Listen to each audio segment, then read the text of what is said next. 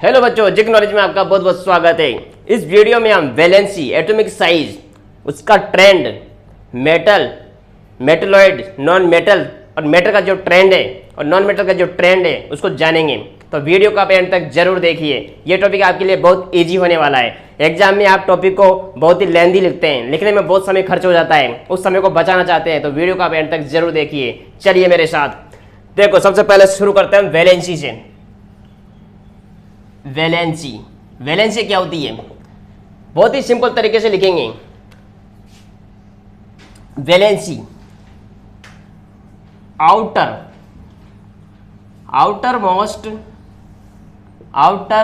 Most shells valence electrons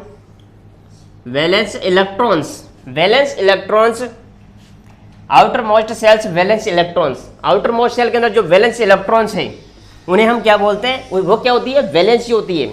valency से हमें यह पता चलता है कि वो एटम कितने बॉन्ड बनाता है। अब इसके बाद जान लेते हैं हम एटॉमिक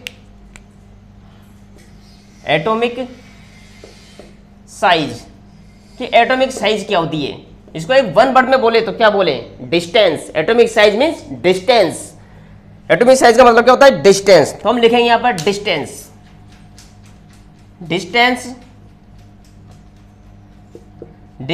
बिटवीन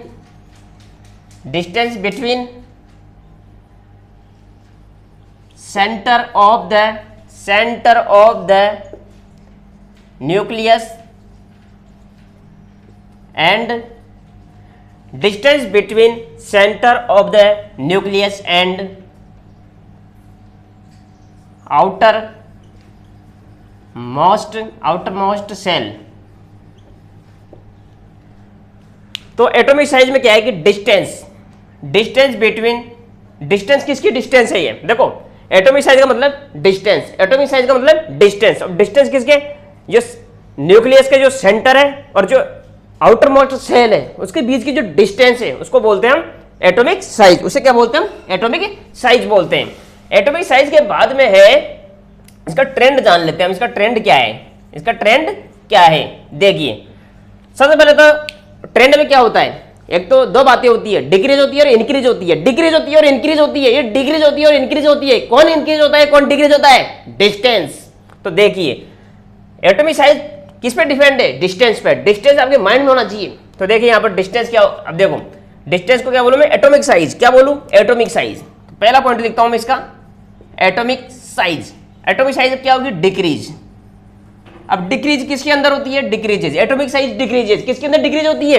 पीरियड्स के अंदर। तो हम लिखेंगे यहां पर इन पीरियड्स। पीरियड्स के अंदर डिक्रीज होती है। अब पीरियड्स के अंदर कहां से? Left to right. हम लिखेंगे यहां पर left to right. Left to right मतलब लेफ्ट से राइट साइड में चलेंगे हम। तो एटॉमिक साइज क्या होती है? डिक्रीज होती है। अब डिक्रीज क्यों होती है? Due to increase. अब इंक्रीज कौन इंक्रीज हो रहा है? इंक्रीज न्यूक्लियर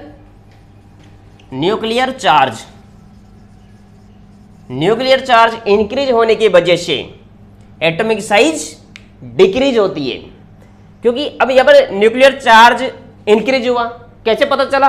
देखिए हुआ क्या, जैसे ये न्यूक्लियस था, अब न्यूक्लियस के चारों तरफ क्या है? ये सेल है। अब देखो यहां पर क्या हुआ कि यहां पर इलेक्ट्रॉन तो बढ़ रहे हैं। इलेक्ट्रॉन तो मतलब लेफ्ट टू राइट में जाने पर क्या हो रहा है? इलेक्ट्रॉन तो बढ़ रहे हैं लेकिन सेल नहीं बढ़ रहा है। इलेक्ट्रॉन बढ़ने की वजह से क्या हो रहा है? जो न्यूक्लियर चार्ज है वो इंक्रीज हो रहा है। अब न्यूक्लियर चार्ज इंक्रीज होने की वजह से वो इलेक्ट्रॉन को अपनी तरफ खींच रहा है। अब इलेक्ट्रॉन को अपनी तरफ खींचेगा तो एटम की साइज क्या हो जाएगी?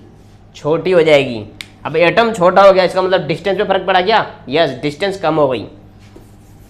इतनी सी बात है। अब इस बात को बड़ा चढ़ा के लिखते हैं, इतनी बात है बस। आगे जान लेते हैं हम। पहली बात हो गई, दूसरी बात जान लेते हैं। देखो दूसरी बात क्या है? देखिए एटॉमिक साइज अब क्या होगी? इंक्रीजेज। एटॉमिक साइज इंक्रीजेज इन ग्रुप्स। ग्रुप्स के अंदर एटॉमिक साइज इंक्रीज होती है। ग्रुप के अंदर कैसी होती है? Up to down, up to down क्या होती है? अप टू डाउन इंक्रीज होती है। क्यों होती है? Due to add new shells, क्योंकि न्यू सेल्स उसमें जुड़ते जाते हैं ना, ऊपर से नीचे जाएंगे तो न्यू सेल्स उसमें जुड़ते जाते हैं। अब न्यू सेल जुड़ेंगे क्योंकि अब सेल जुड़ गया, फिर सेल जुड़ गया, तो क्या होगा? न्यूक्लियस से डिस्टेंस क्या हो गई? ज्यादा हो गई, तो डिस्टेंस बढ़ गई, तो क्या होगा? डिस्टेंस बढ़ गई मतलब एटॉमिक साइज बढ़ गई। अब एटॉमिक साइज क्यों बढ़ी? क्योंकि सेल उसमें क्या हो रहे हैं? जुड़ रहे हैं। अब सेल जुड़ रहे हैं तो इफेक्टिव न्यूक्लियर चार्ज क्या हो रहा है? उन पे कम लग पा रहा है। इफेक्टिव न्यूक्लियर चार्ज कम लग रहा है तो एटॉमिक साइज क्या हो गई? इंक्रीज हो गई। अब देखिए, अब हम जान लेते हैं कि मेटल क्या चीज होती है। मेटल क्या चीज होती है? देखिए, मेटल, मेटलॉइड,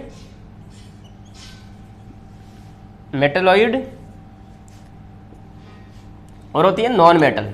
नॉन मेटल देख लीजिए, जो मेटल क्या होती है? जो आसानी से इलेक्ट्रॉन लूज कर दे, तो हम लिखेंगे इसको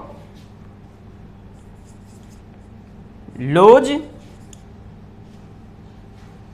वैलेंस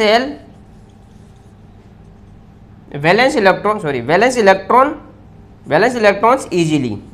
अब वैलेंस इलेक्ट्रॉन क्या होते हैं पता है आपको पहले से, क्योंकि जो आउटर मोस्ट शेल के अंदर मौजूद है, तो लॉस वैलेंस इलेक्ट्रॉन्स इजीली। और इसको क्या कर देंगे? इसको लिख देंगे डू नॉट, इसको उल्टा कर देंगे इसका, do not loss electrons easily. उन्हें क्या बोलेंगे? नॉन मेटल्स बोलेंगे। और मेटलॉइड्स क्या होते हैं? मेटलॉइड्स क्या होते हैं? देखो, इसके कुछ एग्जांपल्स है, polonium, tellurium, germanium, boron, silicon, tin, arsenic, क्या होती है? आर्सेनिक। तो ये क्या होती है? मेटलॉइड होती है। ये क्या होती है? मेटलॉइड। तो आप ये मेटलॉइड क्या करते हैं? मेटल और नॉन मेटल्स को जो पीरियोडिक टेबल होती है उसमें अलग करते हैं। ये मेटल किस साइड में होते हैं? लेफ्ट साइड में होते हैं। और नॉन मेटल्स कहाँ होते हैं? राइट साइड में होते हैं। और बीच में कौन होते हैं? मेटलॉइड होते हैं, जिनके अंदर मेटल और नॉन मेटल जो होते हैं दोनों का कैरेक्टर होता है। अब हम ट्रेंड जान लेते हैं मेटल का। मेटल का क्या ट्रेंड है? देखिए, आपको क्या करना है, जो एटॉमिक साइज है ना, इसी में जाकर के क्या करना है आपको, जो एटॉमिक साइज लिखा है ना, इस जगह आप कर देंगे मेटल, यहाँ लिख देंगे मेटेलिक कैरेक्टर लिख देना। इस जगह क्या लिख देना? Metallic character. Metallic character decrease in periods. Periods के अंदर मेटेलिक कैरेक्टर क्या होते हैं? डिक्रीज होते हैं। क्यों डिक्रीज होते हैं? Due to increase nuclear charge, क्योंकि वहां पर न्यूक्लियर चार्ज क्या होता था? इंक्रीज हो जाता है। न्यूक्लियर चार्ज इंक्रीज होने की वजह से क्या होता है? इलेक्ट्रॉन लूजिंग टेंडेंसी क्या हो जाती है? डिक्रीज हो जाती है। इसी वजह से यहाँ पर मेटेलिक कैरेक्टर क्या हो जाता है? डिक्रीज हो जाता है। किसमें? पीरियड्स के अंदर। तो बहुत आसान है। अब उसके बाद क्या है, अब हम यहाँ पर भी मेटेलिक कैरेक्टर जाने, किसके अंदर? ग्रुप के अंदर। तो metallic character increase in groups. Groups के अंदर क्या मेटेलिक कैरेक्टर क्या होते हैं?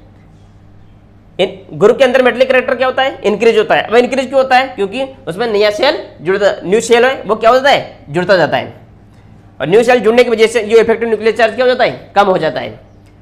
तो ये टेंडेंसी है मेटल की। और इसके अपोजिट किसका हो जाएगा? नॉन मेटल्स का। तो आपको समझ में आ गए होंगे सबका जो ट्रेंड है। और ऐसे तो और भी बहुत सारे टॉपिक्स है इसके अंदर जो ट्रेंड को जानने के लिए, पीरियोडिक टेबल के अंदर किस तरह के ट्रेंड होते हैं। लेकिन अभी आपकी 10th क्लास में इतना ही है। अभी मैं ज़्यादा समझाऊंगा तो फिर आपको कोई कुछ काम का नहीं रहेगा। तो आपके 10th लेवल को ध्यान में रखिए, उसके अनुसार मैंने इसको बोला है। अगर आपको वीडियो काफ़ी इन्फॉर्मेशनली आपको रहा है तो आप वीडियो को लाइक और शेयर कर दीजिए और इस चैनल को आप सब्सक्राइब कर दीजिए। Thank you.